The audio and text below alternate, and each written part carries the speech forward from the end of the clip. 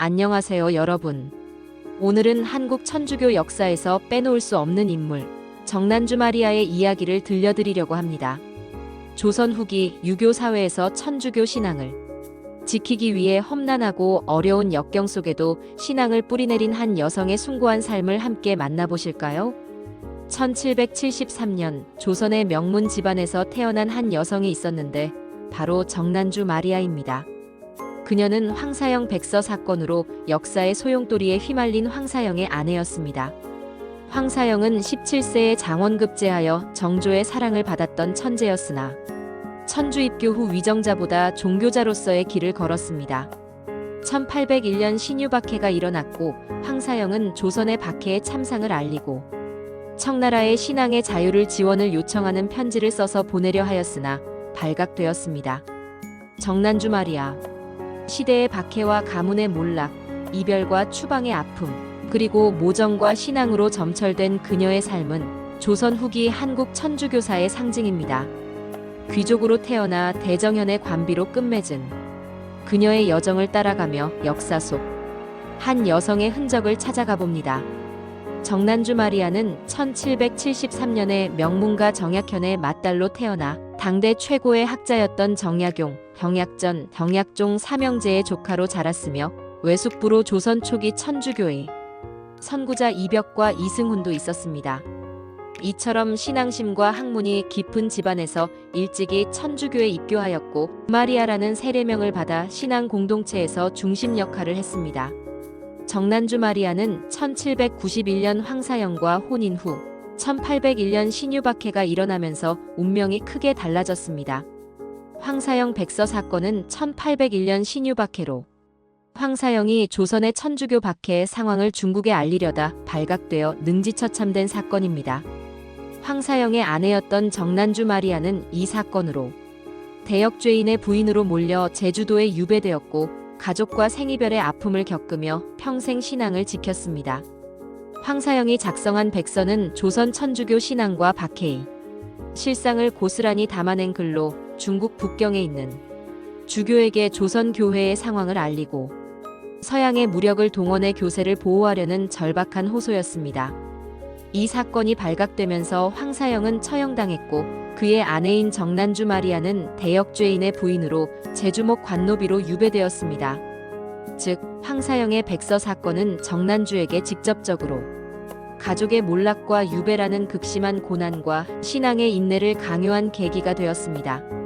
정난주는 황사영 백서 사건 이후 황사영의 처형과 가족의 몰락이라는 극심한 고난 속에서도 굳건한 신앙을 지켰습니다. 정난주는 대역죄인의 부인으로 제주도 대정현의 관노비로 유배되었습니다. 이 과정에서 2살 난 아들을 죄인의 신분으로 살게 할 수 없다는 어머니의 절절한 정으로 추자도 바위 위에 아기를 남기고 떠나게 되었습니다. 그 갯바위에 남겨진 아기는 어부 오씨 부부가 발견하여 기르게 됩니다. 정난주가 2살 난 아들 경한을 추자도 갯바위에 남기며 속삭인 장면은 깊은 모정과 절절한 이별의 순간이었습니다. 경한아, 눈을 뜨지 않아도 알 것이다. 내가 살아가게 될 이 땅을. 나는 너를 버리는 것이 아니다. 너를 지키는 것이다. 나와 함께 제주로 가면 너는 평생 천한 노비로 살아갈 뿐 아니라 이 어미의 욕된 꼴까지 함께 봐야 할 것이다. 나는 내가 황사영, 정난주의 아들이 아닌 경한 너 자신으로 강인하게 살아가길 바란다. 때로는 줄이고 고통받겠지만 끝내 또 다른 생명을 일구어 가야 한다. 울고 떼쓰는 아이로 자라거라. 너의 울음소리는 하늘에 닿아 모두가 듣게 될 것이다. 그녀는 아들에게 추자 섬의 마을과 포구, 바닷가를 손짓하며 마지막 순간을 담아내었고 그 눈물 어린 결단이 오늘까지 전해집니다. 제주도로 유배되어 관노비 신분으로 천대받는 어려움 속에서도 끝까지 신앙을 버리지 않았고 2살밖에 되지 않은 아들을 가족의 노예 신분으로 만들지 않기 위해 추자도에 맡기는 결단을 내리면서도 모성애를 포기하지 않았습니다. 그녀는 신앙 공동체와 가족에 대한 사랑을 바탕으로 긴 유배 생활을 견디며 서울 할머니라 불릴 정도로 주변의 존경을 받으며 자신의 신앙과 가족의 명예를 지켜냈습니다. 정난주의 신앙 경험은 제주 지역 공동체에 깊은 영향을 미쳤습니다. 그녀가 박해와 유배라는 극한 상황 속에서도 신앙을 지키며 보여준 인내와 희생은 이후 제주 지역 천주교 신앙 공동체의 뿌리가 되었고, 그 신앙 정신이 지역 사회 내 신뢰와 연대의 토대로 자리 잡는 데 기여했습니다.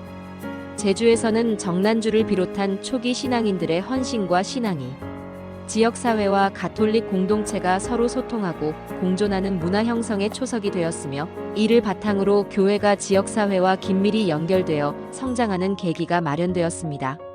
즉, 정난주의 신앙과 삶은 단순한 개인의 신앙 체험을 넘어서 제주 지역 공동체 내에서 신뢰와 연대, 그리고 신앙의 공동체성을 강화하는 중요한 역할을 하였다고 볼 수 있습니다. 유배 생활은 각종 고난과 천대, 괴로움의 연속이었습니다. 그러나 그녀는 흔들림 없는 신앙과 풍부한 교양, 학식으로 제주 관노비로 인내하며 살아 주변의 칭송을 받았습니다. 풍부한 교양과 뛰어난 학식, 그리고 굳건한 믿음의 덕으로 주위 사람들의 칭송을 받으며 제주에서 37년을 살다가 1838년 음력 2월 병환으로 숨을 거두었습니다. 이웃들은 정난주의 유해를 모슬포 뒷산에 묻어주었고, 1970년대 초 어렵게 묘를 찾아서 1977년 순교자 묘역으로 단장했습니다. 제주 서귀포시 대정읍에 현재 묘가 남아 있습니다. 양반에서 대역죄인의 신분으로 귀족부터 노비까지 떨어진 흥망성쇠의 인생은 천주교사의 중요한 역사적 상징이 되었습니다. 백색 순교자인 정난주의 모범을 본받기 위해 1994년 제주교구는 신자들의 염원을 담아 대정성지를 조성했습니다. 정난주 마리아의 묘는 오늘날 제주 대정성지로 남아 신앙과 희생, 어머니의 사랑을 기억하게 합니다. 우리나라의 천주교 초기 역사는 참으로 참담함 속에 신앙의 뿌리가 자발적으로 뻗어나간 어느 나라에도 없는 사례입니다. 목숨까지 내놓으면서 신앙을 지키고자 했던 조선시대 천주교인들의 마음에 자리했던 신념은 무엇이었을까를 생각하게 합니다. 그 신념을 집요하게 지킬 수 있었고, 그런 강단과 용기가 있었기에 관비의 처지에도 한양할 망이란 칭송을 받았던 정난주 마리아를 우리는 기억해야 할 것입니다. 정난주 마리아를 다시 기억할 수 있게 하는 제주 4.3 평화 문학상 수상작 난주라는 소설이 출간되기도 했습니다. 난주라는 소설을 읽다 보면 소설 속의 인물들의 삶 하나하나가 곧 조선이었고 오늘의 대한민국이라고 느껴지게 됩니다. 그녀의 이야기는 천주교 박해 시대를 대표하는 여성 순교자이자 한국 여성사의 귀중한 유산입니다. 풍랑이 이는 바닷길 추자도 갯바위 위 2살배기 아들을 품에 안고 마지막 이별을 준비하던 그 순간, 정난주 마리아의 눈물은 자식을 위한 헌신과 미래를 향한 미래의 약속이었습니다. 끝내 포기하지 않은 생의 의지는 제주 땅에, 추자도에, 우리 모두의 마음속에 살아있습니다. 정난주 마리아의 아들 황경환은 2살배기로 추자도에서 오씨 부부에 의해서 길러졌는데, 추자도에는 황경환을 기억하며 순례할 수 있는 순례성지가 조성되어 있으니 추자도 순례를 가보는 것도 의미가 있습니다. 지금까지 정난주 마리아의 제주에서 살았던 숭고한 삶 이야기였습니다. 다음 영상에서 계속 천주교 순교 신앙 이야기가 이어집니다. 영상이 도움이 되셨다면 구독과 좋아요를 부탁드립니다.